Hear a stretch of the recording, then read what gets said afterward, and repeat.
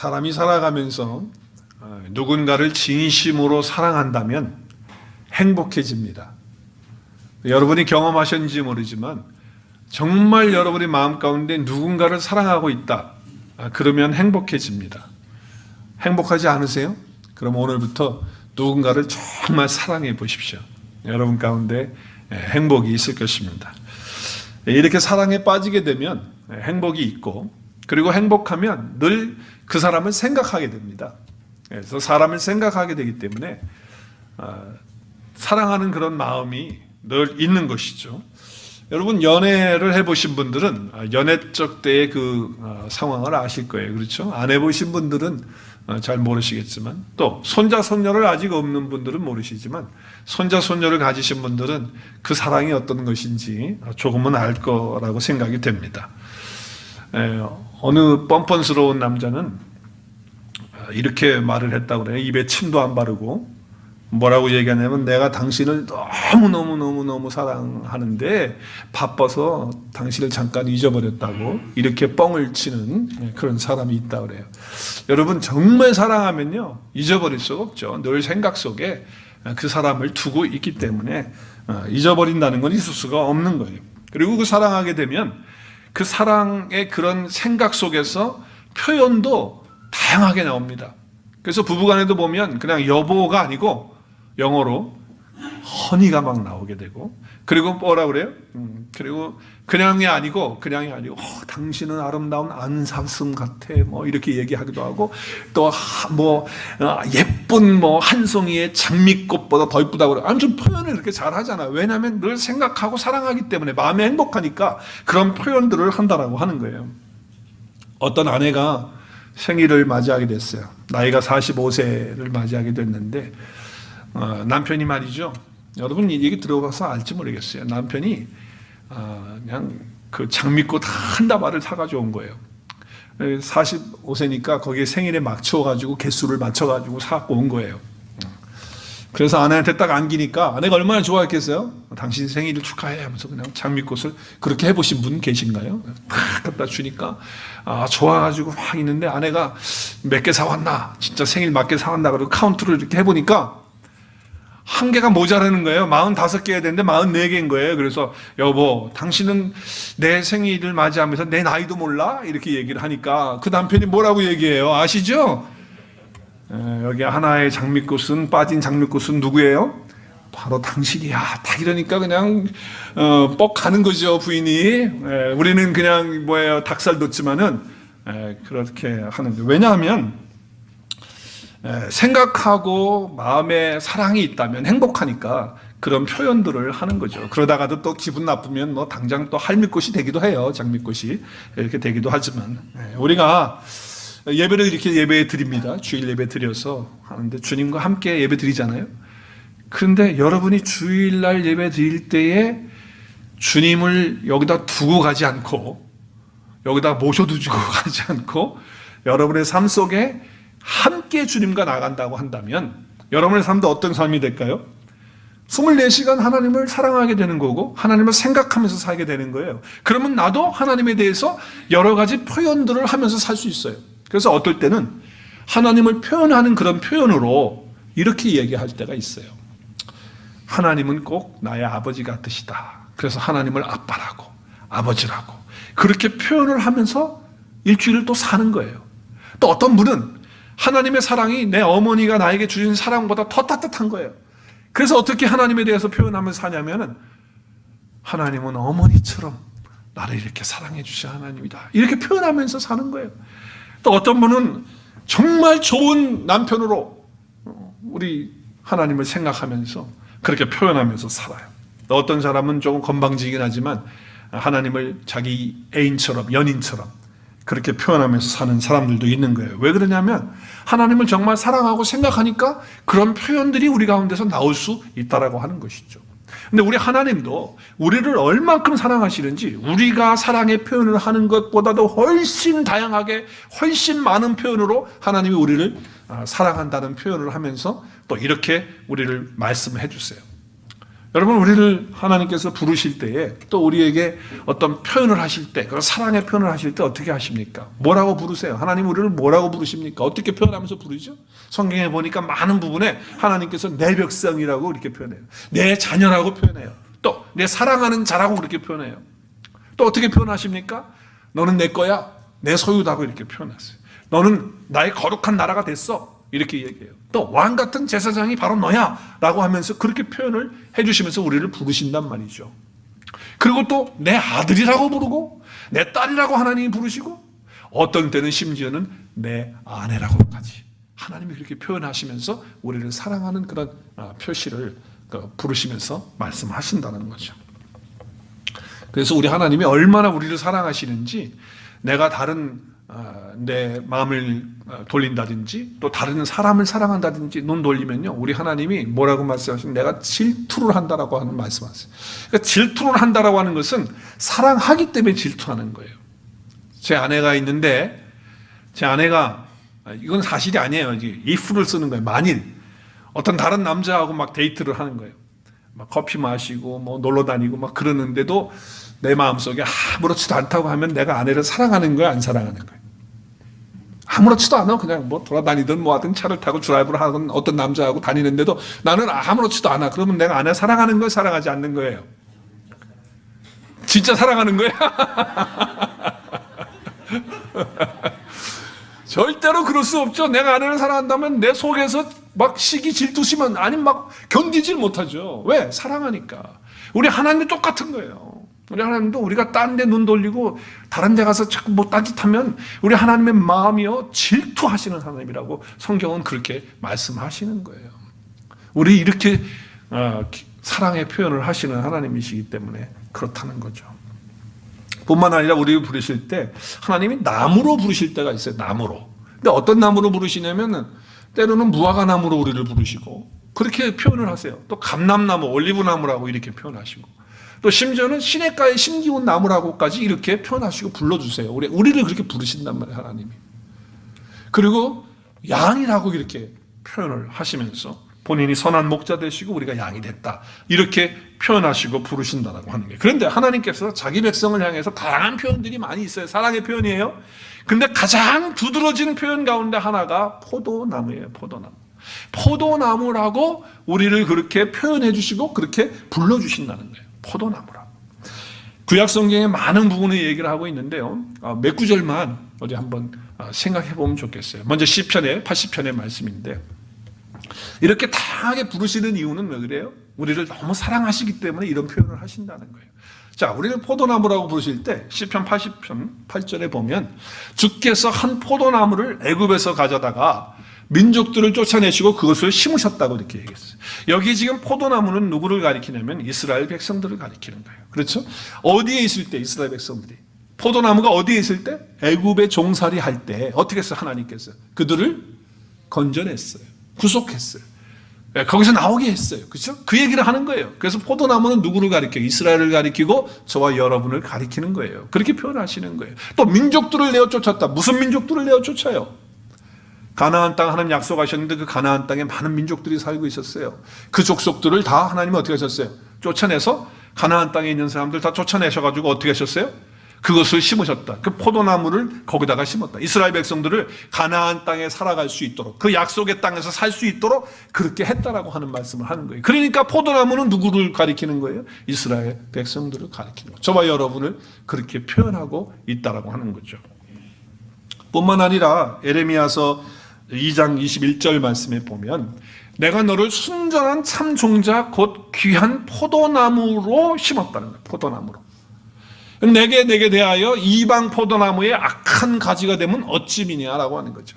그러니까 가장 귀한 포도나무를 심었다. 그런데 왜 이렇게 악한 가지가 되어가지고 악한 열매를 맺게 되느냐라고 하는 안타까워하시고 탄식하시는 그런 말씀을 하는 거예요. 하나님은 좋은 포도나무를 바라면서, 열매를 바라면서 포도나무를 심었는데 하나님에게 가져오는 것은 뭐예요? 이방 포도나무. 악한 가지가 되어서 악한 열매를 맺혀가지고 오니 이게 어떻게 된 거냐라고 하면서 하나님은 지금 안타까워하시면서 한탄하시는 그런 말씀을 하셨어요. 여기도 지금 포도나무는 누구를 얘기하는 거예요? 이스라엘 백성을 얘기하고 저와 여러분을 이야기하고 있다라고 하는 거죠. 이 슬픔의 이 한탄의 이런 거를요, 이사야 선지자는 하나님의 말씀을 받아서 노래를 해요. 포도원의 노래를 해요. 포도원의 노래를 하는데 그 포도원의 노래는 축제의 노래가 아니고 기쁨의 노래가 아니고 마음 아픈 슬픔의 노래를 하고 있어요. 이사야서 말씀 볼까요? 이사야서 5장의 말씀을 보면 하나님께서 얼마나 슬픈지 그 마음에 하나님을 위해서 노래를 부르는데, 이사야는 지금 노래하는데 사랑하는 자, 하나님이죠. 자기가 사랑하는 자가 하나님이에요. 하나님을 위해서 노래를 하는데 사랑하는 자의 포도원을 노래하는 거야. 하나님의 그 포도원을 노래하는데 어떻게 노래하느냐? 내가 사랑하는 자에게 포도원이 있으며, 그러면서 뭐라고 그러냐면 심히 기름진 산에로다 땅을 파서 돌을 제하고 극상품 포도나무를 심었도다. 그 중에 망대를 세웠고 그 안에 술투를 팠도다. 좋은 포도 맺기를 바랐는데 들포도밖에는 없었다. 이렇게 이야기를 하는 거예요. 자, 오늘 여기에 이 말씀에 보면 노래를 부르면서 담고 있는 메시지가 있어요. 자, 하나님은 지금 어떤 마음으로 이 말씀을 이사야에게 주시면서 우리에게 표현을 하시고 있습니까? 그리고 어떻게 기대하고 계십니까? 여기 보십시오. 포도원에다가 포도나무를 심었는데 오늘 말씀해 보니까 어디에다가 심었습니까? 1절 마지막 부분에 보면 어디에 심었죠? 기름진 산에다가 했어요. 기름진 산인데 기름진에 앞에가 빠졌어요. 그게 더 중요해. 앞에 있는 단어가. 뭐가 더 중요하죠? 심히 기름진 산에다가, 아주 좋은 땅에다, 그 산에다가 포도를 심었다는 거예요. 포도나무를. 또 2절에 보니까 땅을 파가지고 어떻게 했어요? 돌을 제하고 아주 옥토가 되어서 돌이 없는 아주 좋은 땅, 열매 잘 맺을 수 있도록 그렇게 했다는 거예요. 그리고 포도나무를 심긴 심었는데 그 포도나무 종류가 어떤 포도나무예요? 그냥 극상품의 그 포도나무를 심었다는 거예요. 극상품의 포도나무를. 자, 그러니까 지금 하나님께서 준비해 놓으신 것들이 뭐예요? 여기 담고 있는 메시지가 있어요. 자, 보세요. 포도나무를 심었는데 그냥 걷다가 심으면 그냥 산이 아니고 심히 기름진 산에 심었고, 또 땅 가운데 다 돌들을 재서 심었고, 그리고 그냥 포도나무가 아니고 아주 최고로 좋은 그런 포도나무를 심었다라고 하는 거예요. 자, 여기에서 우리에게 있어서 주시는 메시지가 있죠. 이미지 속에서, 이 말씀 속에서 어떤 메시지를 주시는 겁니까? 하나님께서 자기 자녀들을 택하셔서 포도나무로 부르시고 그렇게 표현하실 때 이렇게 좋은 환경 가운데서 하셨다는 거예요. 그러니까 최상의 것들로 이렇게 주셨다는 거예요. 그러니까 하나님께서 우리에게 최상의 것을 주셨거든요. 믿으십니까? 정말 제일 좋은 것을 우리에게 주셨어요. 그런데 우리는 어떠냐? 지금 주어져 있는 우리의 삶에 대해서, 나의 삶에 대해서 뭐예요? 만족하지 못하고 있다고 하는 거예요. 이것이 문제인 거예요. 하나님은 좋은 걸 줬는데. 그러니까 대부분의 사람들이 지금 현재 있는 환경, 나에게 처해 있는 이 자리를 좋아하지 않아요. 사랑하지 않아요. 그리고 많은 경우에 자기가 태어난 환경도 별로 좋아하지 않아요. 왜 나는 이런 부모 밑에서 태어났을까? 저도 예수님 믿기 전에, 예수 그리스도 안에 없을 때, 그리스도 밖에 있을 때는요, 나는 왜 이런 부모 밑에서 태어났나? 난 참 내가 왜 여기서 태어났지? 막 이렇게 하면서 막 좀 싫어했어요. 왜 그래요? 너무 아버지 어머니가 날 힘들게 해서. 매일 예배 드려야 되지. 새벽 기도 또 방학 되면 나가야 되지. 여러분 생각해 보세요. 젊은 날에 새벽에 나간다는 거 쉬운 일 아니에요. 그리고 매일 예배 드리는 게 가능합니까? 뭐 성경 읽어야죠. 교회 한번 빠지면 뭐 회차리 맞고. 여러분 생각해 보세요. 이게 힘든가? 정말 힘들어요. 그래서 저는요, 왜 나는 이런 가정에 태어났지? 조금 자유롭게 편하게 놀러 가지도 못하지. 내가 하고 싶은 건데 뭐 하지 말라는 게 뭐 이렇게 많은지. 도대체 내가 왜 이런 가정에 태어나가지고 부모를 원망할 수 없는 그런 마음이 저에게 있었다는 거죠. 그래서 사람들은 만족하지 않는 거예요. 특별히 배우자에 대해서. 여러분 한번 배우자에 대해서 한번 생각해 보세요. 내가 왜 이 사람을 만났을까? 내가 다른 사람 만났으면 더 좋을 수 있었을 텐데. 한번 솔직히 우리 얘기해 보자고요. 결혼해가지고 우리가 지금까지 수십 년을 살면서 이런 생각 안 해본 사람이 몇 명이나 있겠어요? 몇 명이나 있겠네요. 지금 나에게 주어진 사람이나 환경이나 이것들에 대해서 좋아하지 않는 거예요. 만족하지 못하는 거예요. 그런데 여러분, 이 하나님께서 나에게 주신 이 환경에 대해서, 이런 자리에 대해서 내가 좋아하지 않고 만족하지 않는 데서부터 우리의 불행이 시작되는 거예요. 우리 하나님은요, 정말 가장 완벽하게 최상으로 하나님 편에서 보실 때 나의 편이 아니고 하나님 편에서 보실 때 가장 좋은 환경으로, 가장 기름진 산에다가, 그리고 땅 가운데 돌을 다 제거하고, 그리고 최고로 좋은 포도나무를 내 인생 가운데 심었다고 하는 사실을 여러분 믿으셔야 돼요. 근데 제가 이렇게 얘기하면 여러분 이쪽에서는 아멘 나오고 다 안 나왔거든요. 왜 안 나오냐면 그렇지 않거든요. 지금 한번 가만히 생각해 보면, 지금 제 얘기를 들으면서, 여러분 설교 들으면서, 나는 아닌데, 나는 지금도 고통스럽고, 나는 몸도 지금 약해서 막 정말 괴롭고 힘들고 경제적으로도 쪼들리고, 나 지금 상황이 최상이 아닌데, 목사님은 왜 이렇게 얘기하지? 하나님 나에게 준비 최고의 자리라며, 최선이라며, 근데 왜 이런 게 있어? 라고 하면서 여러분 내 얘기를 들으면서 갈등이 왔을 거예요. 그러니까 이쪽은 다 아멘 안 했잖아 지금. 왜냐하면 지금 이런 환경이 최상이 아니라는 하는 걸 본인이 느끼고 있으니까 그런 거라는 거예요. 여러분, 만약에 좋은 환경만이, 또 좋은 상황만이 최상이라고 한다면, 그렇다고 한다면 뭐예요? 그렇다고 한다면 오늘 얘기는 그게 맞을 거예요. 그런데 여러분 생각해 보세요. 내가 정말 아무리 봐도 다른 사람하고 비교해 볼 때 내가 열등하고, 또 최상이라고 생각하는데 지금도 고통이 있고 이렇다고 하는 거예요. 근데 모든 것 다 잘 되는 것만이 최상이다라고 한다면, 그렇다고 한다면 그 말이 맞을 수 있겠죠. 다 잘 돼야 되는 거. 그렇지만 여러분, 만약에 포도나무를 심어놓고 좋은 환경 속에만 둔다고 하면요, 저는 과수원지기가 아니어서 모르지만 그냥 이렇게 평평하게 그렇게 자라는 그런 과실의 열매는, 우리 아마 정태조 권사님 잘 아실지 모르겠지만, 그런 열매는 달지도 않고 맛도 없고 별 볼 없는 과일이에요. 그렇지만 조금 추위가 오고 또 태양빛 속에서 고통스럽고 막 그런 날씨와 또 바람 부는 날, 이런 걸 다 맞이해가지고서 열매를 맺으면요, 그 열매가 훨씬 더 달고 맛있다는 걸 여러분 아시잖아요. 그런 거거든요. 그래서 최상의 것은 결탄코 그냥 좋은 환경, 좋은 상황만이 아니라고 하는 것을 우리는 알 수가 있는 거예요. 여러분, 내가 생각하고 계획하는 대로 착착착 잘 되고, 나는 이만큼 되었으면 좋겠는데 아직도 미치지 않은 것 때문에 마음속에 나는 하나님 주신 게 최상이 아니라고 생각하지 마시고, 그런 환경들 속에서도 여러분 언제든지 세상이 될 수 있는 거예요. 예를 들어볼까요? 좋은 환경 속에서 태어났어요. 모자람이 없는 데서 다 부모의 서포트 속에서, 그런 가정 속에서 자라가지고 다 잘 자랐는데, 나중에 성장해가지고 보니까 개차반이 된 거야. 저는 그런 사람 많이 봤어요. 좋은 환경 속에서 여유 있게 좋은 음식 먹고 좋은 학교에서 공부 다 했는데 말이죠, 나중에 엉망진창이 돼가지고 심하게 말이죠 망가지는 그런 인생으로 살아가는 사람들 여러분 주변에도 있을 거예요. 있어요. 좀 그러면 여러분 어떻게 얘기할 거예요? 그런 사람들에 대해서. 그렇게 좋은 걸로 다 최상권을 해줬는데 결국 결과가 그거라면 맞지 않는 얘기잖아요. 반면에 어떤 사람은 남들이 볼 때 정말 어떻게 저렇게 살 수 있을까? 가난해도 어떻게 저렇게 가난하게 살 수 있을까? 또 거기다가 가정이 깨져가지고 말이죠, 그 속에서 슬픔과 아픔 속에서 살아가고 상처받고 살아가는 그런 환경이에요. 누가 봐도 그런 환경이에요.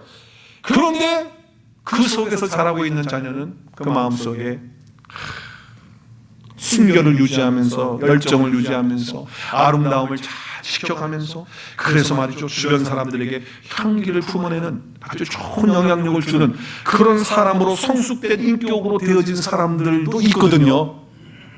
그런 사람들에서 어떻게 말할 거예요? 좋은 환경 최상으로만 주는 것만이 최상이다라고 할 때, 그렇게 자라가지고서 그렇게 아름다운 삶의 결과를 가져온 사람들에서는 뭐라고 얘기할 거냔 말이에요. 그렇기 때문에 하나님이 우리를 향해서 나의 포도나무야라고 이렇게 부르실 때, 여기 기름진 산, 그리고 돌들을 제거하고, 그리고 최고 좋은 곳으로 했다라고 하는 것은 하나님 편에서 우리가 가장 좋은 곳으로 손으로 주셨다고 하는 거예요. 내가 만난 남편이나 가족이나 아내나 문제 없는 사람이 어디 있어요? 다 있어요. 근데 왜 나는 이 사람 여기에 가족이 되었을까? 또 나는 왜 이 사람의 남편이 되었을까? 나는 왜 저 사람의 아내가 되었을까? 나는 왜 이런 집의 자녀가 되었을까? 라고 하는 마음을 갖고 있는 생각이 있었다면, 지금까지 갖고 있었다면, 오늘 여러분 말씀을 들으시면서 하나님은 누구보다도 나를 잘 아시기 때문에 내게 지금 있는 이 모든 상황이 지금 최고로 좋은, 세상으로 좋은 하나님께서 그렇게 준비해 놓으신 삶이라는 것을 믿으실 수 있기를 주의 이름으로 축복합니다. 여러분 그걸 믿으셔야 돼요. 아직도 이쪽은 안 되는 것 같은데 그걸 확실하게 믿으셔야 된다고요. 하나님이 우리를 너무너무 사랑하시기 때문에 항상 우리에게는 최고로, 최선으로 우리에게 주신다고 하는 것을 받아야 돼요. 하나님 어느 정도 우리를 사랑하십니까? 어떤 대상보다도 하나님 우리를 가장 사랑하세요. 심지어는 육신의 어머니가 우리를 모태에 품으셔서 낳기 때문에 어머니의 사랑만큼 큰 사랑이 어디 있겠어요. 그런데 그 어머니의 사랑보다도 훨씬 뛰어넘는 큰 사랑이 하나님의 사랑이라고 이사야는 또 고백하고 있어요. 우리 같이 한번 읽어볼까요? 이사야의 고백을 들어보겠습니다. 시작. 여인이 어찌 그 젖 먹는 자식을 잊겠으며 자기 태에서 난 아들을 긍휼히 여기지 않겠느냐. 그들은 혹시 잊을지라도 나는 너를 잊지 아니할 것이라. 여러분 젖 먹이는 아이를 금방 태어나가지고 그 엄마가 그 자식을 어떻게 잊겠어요? 잊지 못하죠. 그런데 순간적으로 엄마가 너무 고통스러우면 자식이 잊을 수도 있어요. 또 무슨 바쁜 일 때문에 잠깐 잊을 수도 있어요. 그렇지만 하나님은 나를 낳아준 어머니는 나를 잊을지 몰라도 하나님은 잊지 않으신다는 그런 사랑을 우리에게 말씀하고 있다고 하는 거예요. 자, 이런 사랑으로 우리를 사랑하신다면 최고로 최상으로 주시는 하나님 아니시겠습니까? 할렐루야. 나에게 맞게 줄 하나님 편에서 나에게 맞도록 제일 좋은 거 주는 거예요. 근데 우리는 그거를 못 깨달으니까 자꾸 불평하고 원망하는 거라는 거죠. 만족하지 못하는 거예요. 자, 가장 좋은 거 하나님이 심으셨어요. 그죠? 돌도 제거하고 가장 좋은 기름진 땅에 그리고 최상품으로 심어놨어요. 그런데 맺혀진 열매는 뭐예요? 맺혀진 열매는 뭐예요? 오늘 이사야서 말씀 보니까 열매는 뭐예요? 들포도를 맺었어요. 좋은 포도 맺기를 그렇게 하나님은 기대하고 기다렸어요. 왜? 최상으로 해줬으니까 우리에게. 그런데 들포도를 맺는 것은 어찌미냐라고 하는 거예요. 여러분 저는 이 말씀을 읽으면서 저 같으면 제가 하나님이라면 저는 이 포도나무를요 없애버립니다. 저 지금 장미 있잖아요. 두 그루 다 뽑아버렸어요. 왜냐하면 다 죽어가지고 꽃도 안 피고 그래가지고 아 이게 뭐야 그러고서 그냥 파가지고 그냥 두 그루 그냥 버려버렸어요. 제가 하나님이라면요 이거 지금 이렇게 정성을 들여 이렇게 최선을 해줬는데도 이런 들포도 맺으면요 저는 당장 잘라버리든지 아니면 뿌리째 뽑아가지고 버려버려요. 근데 우리 하나님은 그렇게 안 하신다는 거예요. 우리 오늘 찬양했잖아요. 찬양했어요. 우리 하나님 포기하지 않고 버리지 않으시는 거예요. 왜? 너무너무 우리 사랑하시기 때문에.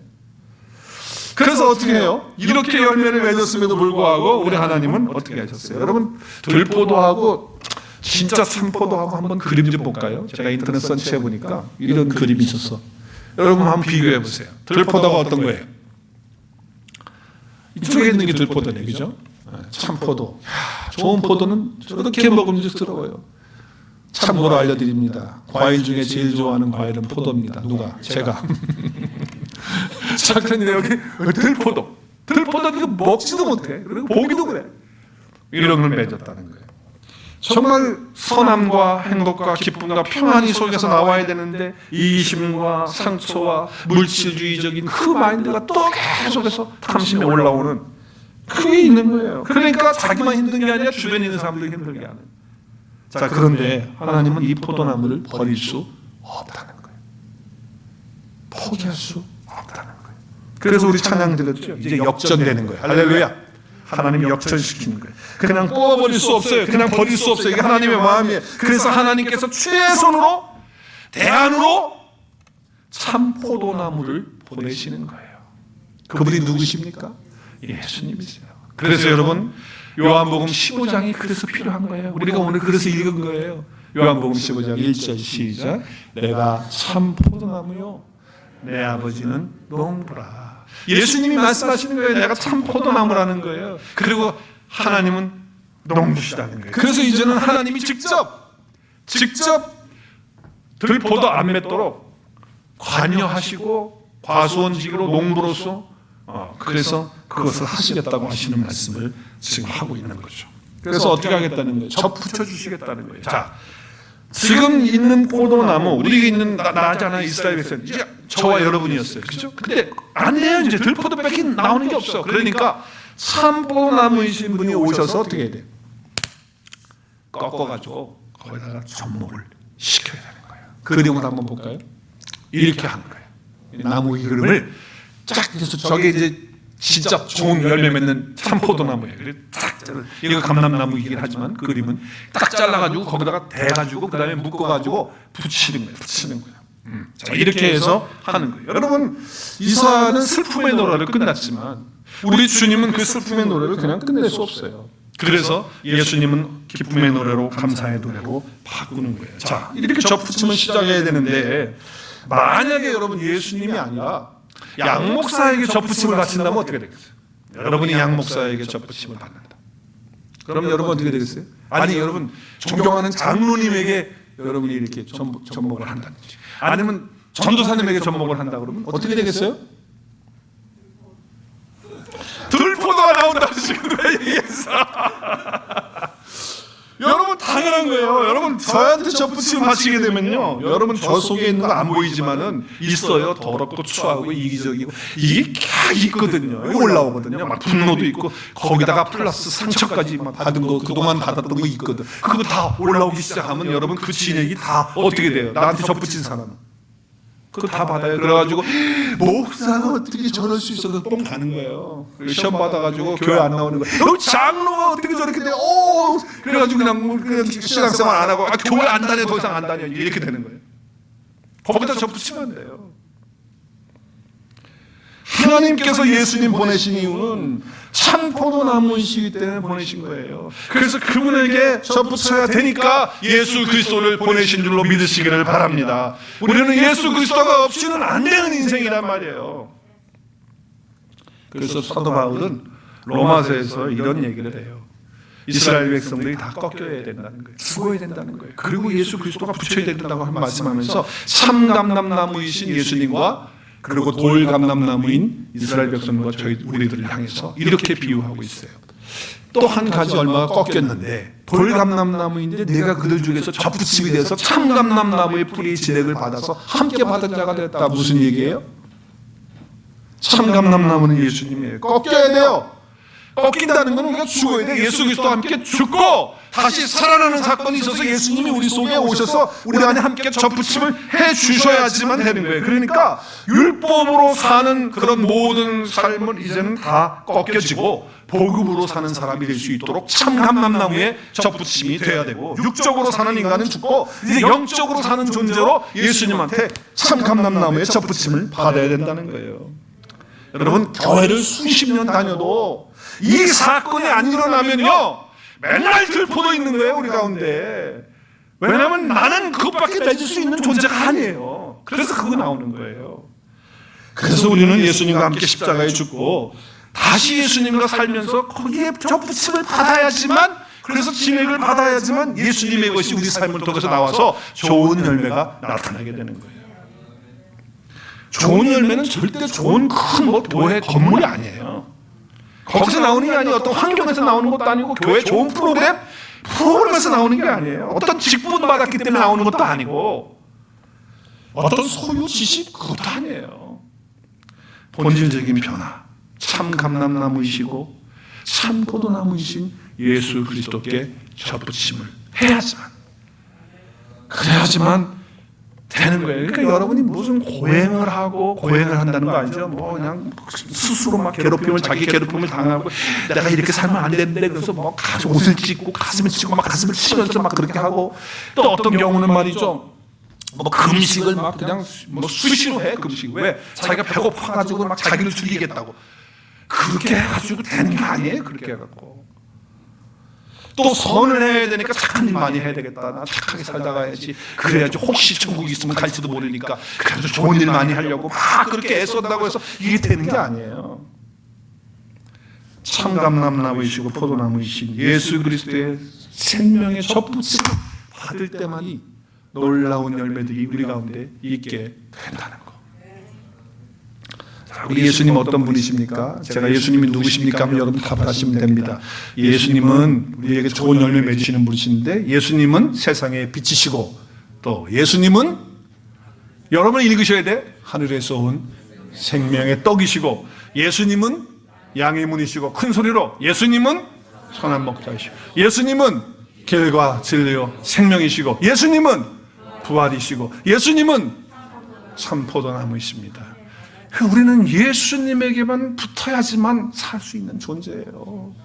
그리고 그분의 인도가 없이는, 그분의 떡이 없이는 우리는 도대체 인생을 살 수 없는 그런 자라는 사실을 기억하고 오늘도 예수 그리스도께 내가 접붙임 됐는지를 확인하실 수 있기를 바라요. 접붙임 됐는지. 자, 오늘 주님께서 요한복음 15장 우리 읽었는데 주님이 말하고 싶고 또 말하고 싶고 또 말씀하고 싶은 게 뭐냐? 딱 한 가지예요. 한번 따라하겠습니다. 내 안에 거하라. 시작. 내 안에 거하라. 예수님은 자기 안에 거하라는 거예요. 이 말씀을 하시는 거예요, 여러분. 그러니까 너희들끼리 그냥 있으면 들포도 맺는 수밖에 없는 인생이 되니까 내 안에 거하라는 거예요. 내 안에 나에게 붙어 있으라는 거예요. 이것이 마지막 주님께서 우리에게 주시는 해결책이에요. 솔루션이 거기에 있는 거예요. 그래서 요한복음 15장 4절에서 5절까지 말씀 보면 주님 안에 거하라는 말씀 몇 번 해요? 지금 수도 없이 4절 5절에서 내 안에 거하라, 내 안에 거하라. 포도나무가 붙어있지 않으면 안 된다. 스스로 안 된다. 너희 스스로 혼자 안 된다. 아무것도 할 수 없다. 그러니까 나는 포도나무이다. 이제 예수님이 포도나무 된 거예요. 우리가 포도나무였죠, 원래는. 그죠? 근데 예수님이 이제 포도나무 된 거예요. 그래서 우리가 거기에 붙어서 이제 가지가 돼서 붙어가지고 있어야지만 주님 떠나서는 아무것도 안 된다는 것을 말씀하고 있는 거죠. 그러니까 여러분 반복적으로 올라오는 우리의 죄의 이 죄책감 계속 올라오잖아요. 어떻게 해결할 거예요? 여러분 끝없이 올라오는 갈등과 아픔과 상처 우리 속에 있어요. 올라와요. 순간순간마다. 어떻게 여기서 해방할 수 있어요? 죄의 습성들, 또 관계가 깨어지는 갈등들, 뭐 여러 가지 또 마음속의 두려움들, 뭐 이런 것들을 어떻게 해결하겠냐고요. 올라오는데 어떻게 할 거냔 말이에요. 딱 한 가지밖에 없어요. 거기에 대답은 주님이 뭐라 그래요? 내 안에 거하라. 그게 해결책이다. 그게 답이다.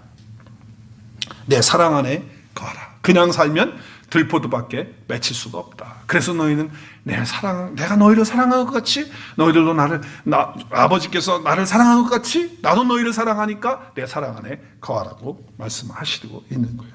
참 포도나무이신 진액을 받아야 되는 거예요. 자, 그러니까 여러분 우리 가운데 고난이 오고 막 나를 성질 건드려가지고 막 화나고 막 분노하고 막 그랬을 때 막 두려움이 오고 막 그런 게 있잖아요. 그러면 그런 게 올라와야지. 그런 상황이 되면 여느 때 같으면 그런 게 올라와야 되는데 이상하게 그걸 넉넉히 이기는 두려움을 넉넉히 이기면서 마음속에 평강해요. 참 이상하다. 아니 이 순간에는 내가 이렇게 두려움 가운데 있어야 되는데 아니 왜 이렇게 평강스럽지? 이해가 안 되는 거예요. 또 어떤 경우는 이 상황이 되면 분명히 분노하고 터져서 지금 폭발해야 되는데 저 사람이 나를 건드렸기 때문에 그래야 되는데 아니 갑자기 그 사람에 대해서 불쌍히 여기는 마음이죠. 아니 이건 내 스타일이 아닌데 이거 이상하다. 이렇게 되어지는 거예요. 또 어떤 마음속에 정말 이해할 수 없는 어떤 염려 걱정이 있어야 되는 상황인데 그게 아니라 어떻게 마음속에 잔잔한 기쁨과 평안이 있는 것을 볼 때 이게 좀 이상하다라고 하는 거예요. 그때 뭐예요? 그게 뭐예요? 내가 주님과 영적으로 접붙임을 해서 주님으로부터 진액을 받았기 때문에 주님께서 이렇게 해주시는 거예요. 이건 참 설명하기 어렵지만 바로 성령께서 우리 안에서 이렇게 역사해 주심으로 말미암아 이런 일들이 일어나는 거예요.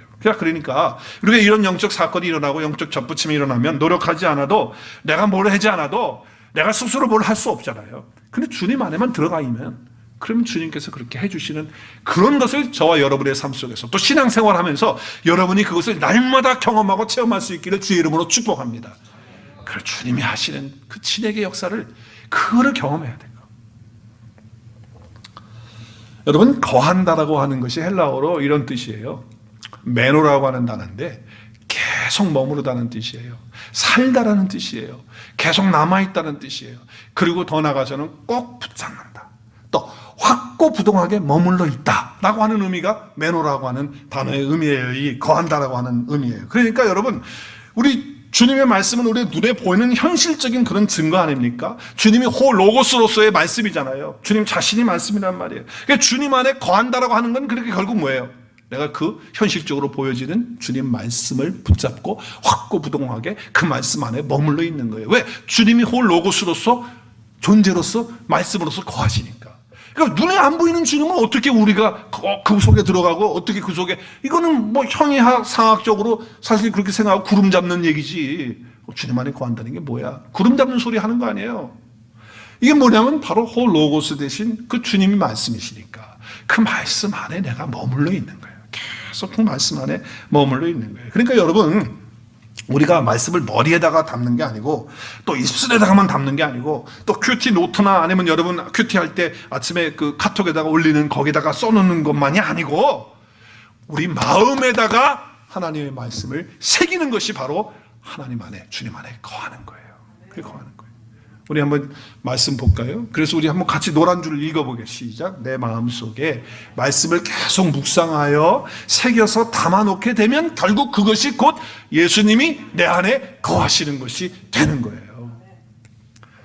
우리 고린도전서 3장 3절에 보면 우리가 그리스도의 편지거든요. 근데 이제 먹으로 쓰는 게 아니에요. 펜으로 쓴 것도 아니에요.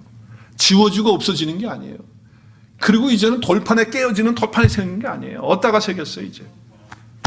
내 육신의 신비에다가, 내 마음판에다가 쓴 거예요.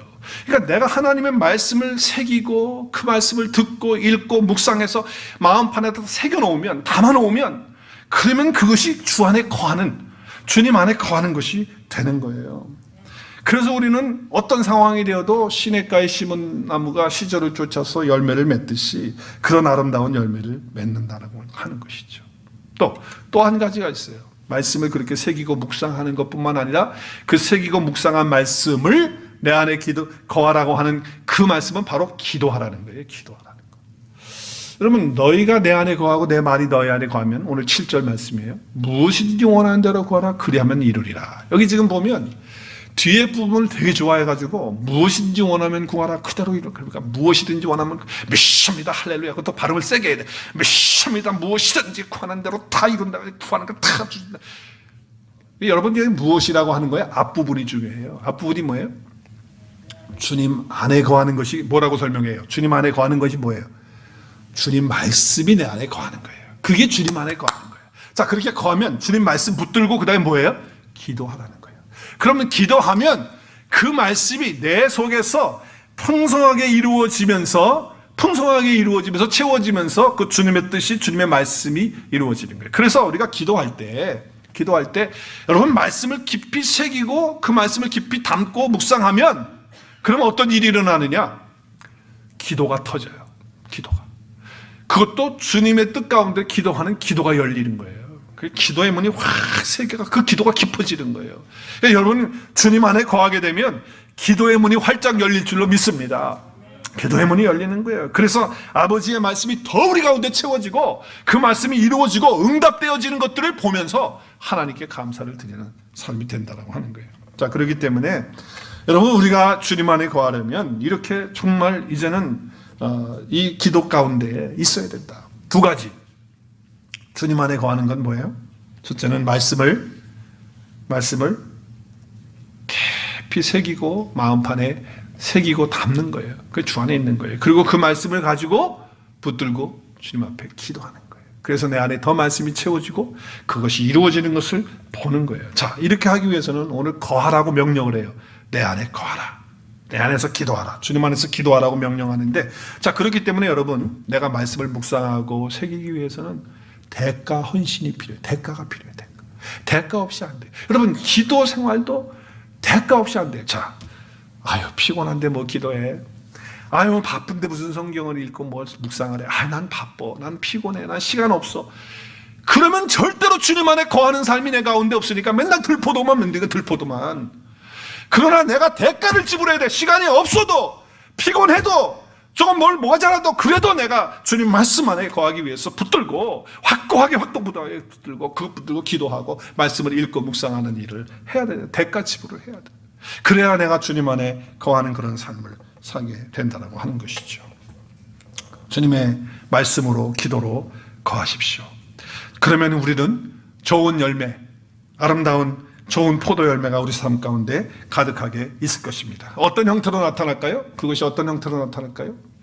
그것은 주님의 기쁨이 우리 안에 충만하게 채워지는 것입니다. 할렐루야. 또 주님의 그 사랑이 우리 가운데, 주님이 우리를 사랑하신 그 사랑이 우리 가운데 막 가득해져서 서로 사랑하지 않고는 안 되는 거예요. 그러니까 우리가 마음속에 미움이 생기고 분쟁이 나오고 그리고 마음의 기쁨보다는 막 원망 나오고 이렇게 되면 내가 주님 안에 거하고 있지 않다는 거예요. 그러나 내가 주님 안에 거하면 주님의 기쁨이 내 안에 있어요.